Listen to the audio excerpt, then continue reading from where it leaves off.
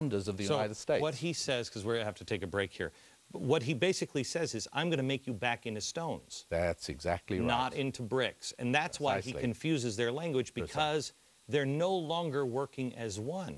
Yeah, he's not crazy about the one world idea. Right, and he's not punishing them because the people thought they were doing the right thing. It's almost like social justice. People are getting involved in social justice, which is a perversion in most cases, or many cases, of that Jesus idea or that grand idea of help one another.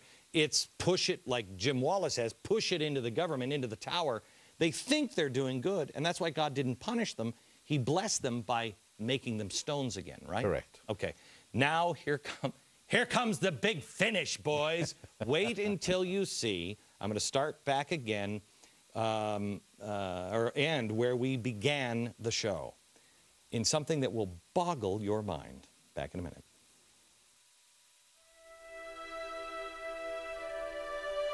Restoring honor is very close to my heart, and it's close to what I want for my children and for my family.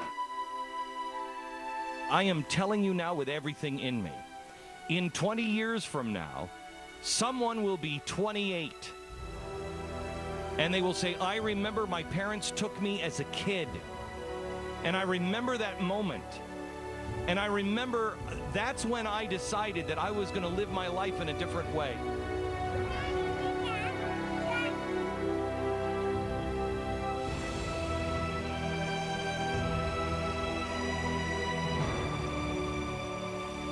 We must grow our own George Washingtons. We must grow a new Abraham Lincoln.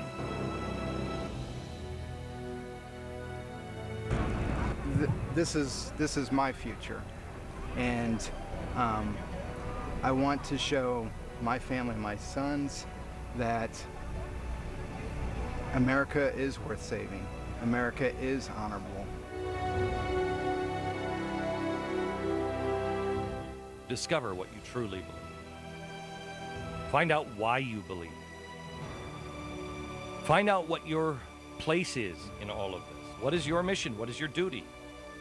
What is your honor?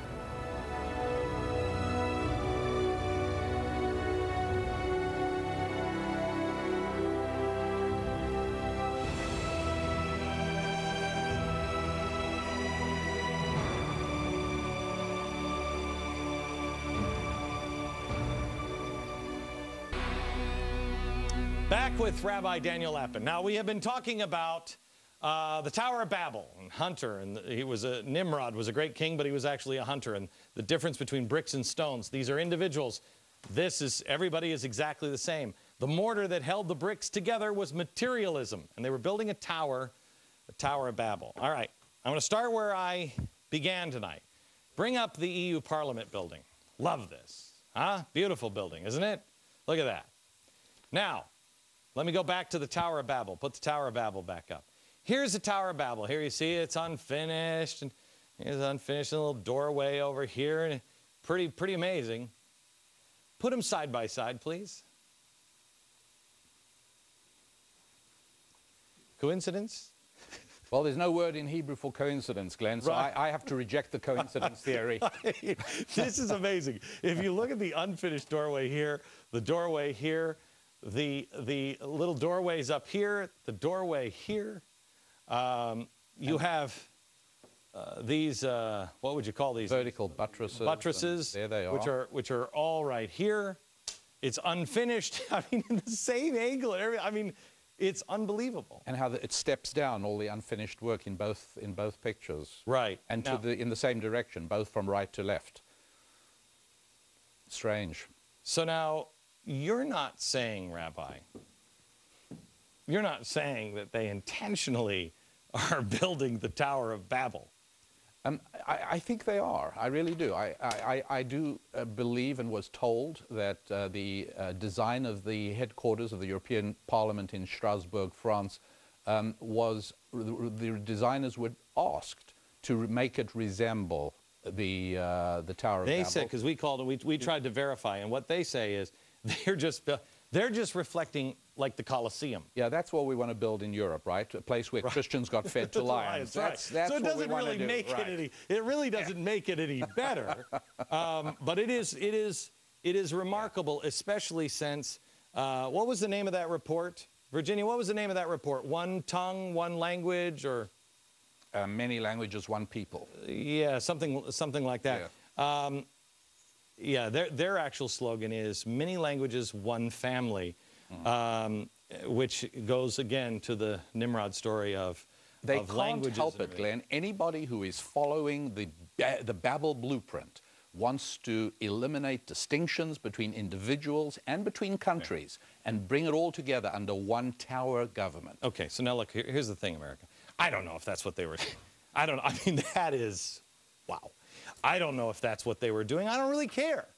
I just know the lesson that you should learn here is that we're stones. We're not all made exactly alike. And materialism is the mortar that holds us together. So now what are we going to do about it? Oh, that's right. I told you that I was starting on solutions and answers. Yes. Next.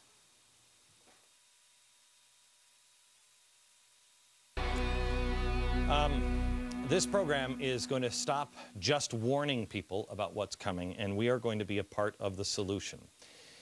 Tonight, we take another step in that direction. I just told you the story of the Tower of Babel and how Nimrod tried to make everybody into a brick.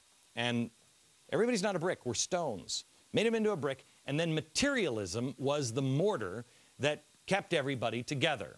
We've got to stop worrying about the stuff that we have and not be another brick in the wall. Play a role in a stone foundation.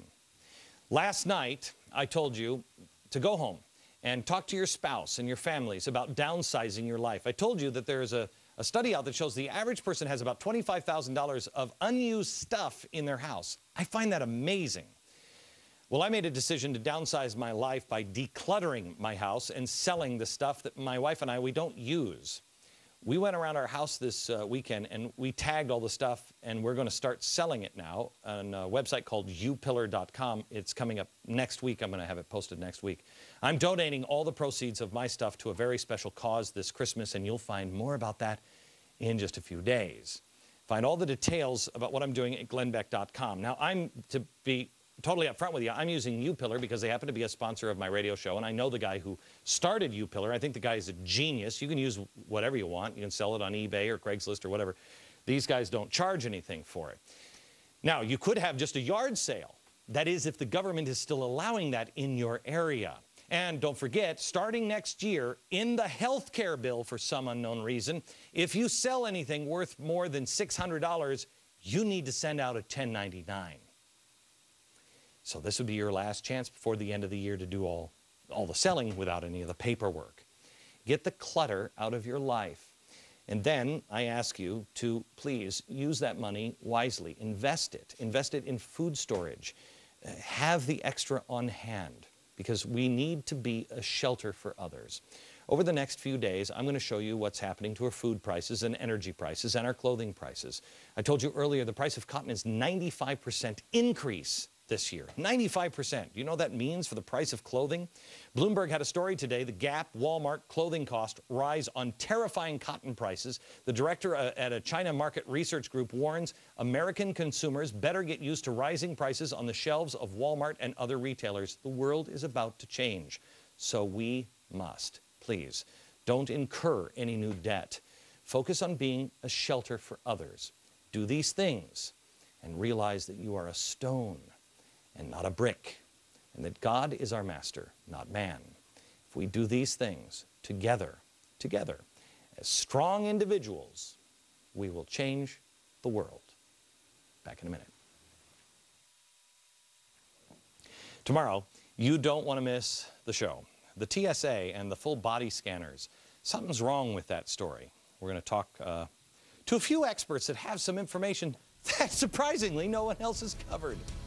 Yeah, don't miss it. Tomorrow night from New York. Good night, America.